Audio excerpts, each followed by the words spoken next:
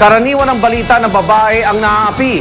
Pero sa isang kaso na nirespondihan ng San Juan Rescue, si Mister ang na-knockout ni Mrs.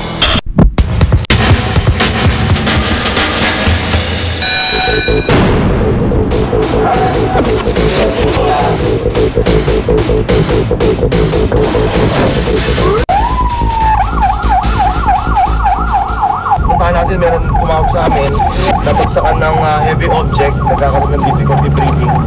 So, tinawag sa rescue, puntahan namin yung assessment. Kailangan dyan sa emergency room, ng first aid.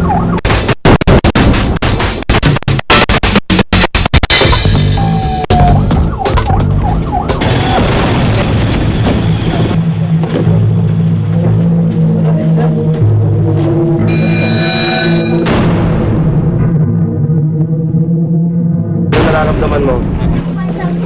At meron ka ba nakain, nabagsakan ka? Ano? Sino nakakita? Actually, pagdating namin dun sa incident, wala yung kanyang pamilya, yung mga kapitbahay lang ang tumulong. Nakainom ka ba? Nakainom ka, kuya? Konti. Kita namin nakahiga siya dun sa tubig. At the same time, hindi namin alam kung ano muna at inassess na conscious naman siya, pero ang problema lang, medyo nakainom. So, minsan pag conscious nga at nakainom, nagiging problema namin yung makuha yung final assessment sa kanya. Ito masakit sa'yo? Ano yung hinagi sa'yo? Sinunto ka ba? Ano na? Binato ka? Anong nakita mo binato sa'yo? Wala akong bumagsak siya dito. Nakahiga ka nung bumagsak o nakatayo ka? Nakahiga po. So, nalaman namin from him na nahirapan siyang huminga, masakit ang dibdib niya. Ito lang ng mismong biktima na nakahiga siya, meron na lang binagsak na isang bagay sa kanya. Siguro kaya hindi niya nakuha kung ano yun dahil nga siya ay medyo nakainom. Kuya, huwag ka matutulog ha. Oo, ikaw na lang. Ulo, dali kuya. Sandali. Dahan lang, sir. Sige. Kailangan malaman mo, isusuportahan mo yung talagang neck. Kasi yun yung pinaka-basic na kailangan supportahan mo yung neck. Kasi pag nagalaw konti o na-twist yun, it would cause more injury dun sa tao na maaari niya ikamatay. Ilang ano dito? 1, 2, 3. Up. Actually, malaking bagay na conscious yung pasyente dahil more or less na-assess namin at nalalaman namin kung ano yung pangyayari. At the same time, alam mo na kanyang senses buhay. Kasi minsan pag unconscious, hindi mo alam kung anong nangyayari. Especially if you're just giving first aid. Minsan hindi mo nabibigay nga ng truly what is really needed. Dahil may mga internal, malay mo may internal injury siya na hindi namin kagad na-assess.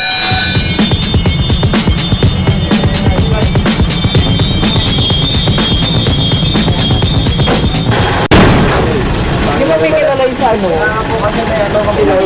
Kasi namin alam mo kamag-anak niya eh.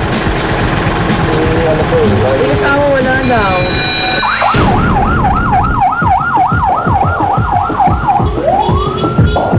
Ay sakay na namin sa ambulance, doon kinukuha ng kanyang blood pressure, at least kailangan conscious siya. Pero nung time na nasa ambulance kami, medyo na-worry kami dahil bigla na lang wala siyang, hindi siya conscious.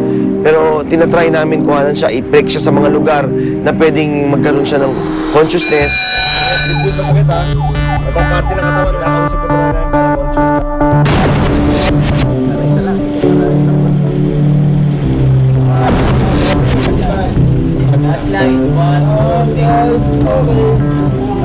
Alam ko selosan, ganon.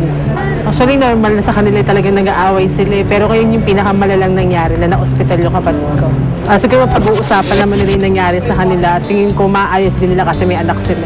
Palagay ko wala naman internal hemorrhage kasi kung talagang malakas yung pagtama, automatic meron lalabas na pasa. Pero kanina tinignan namin, assess namin, wala naman siyang pasa.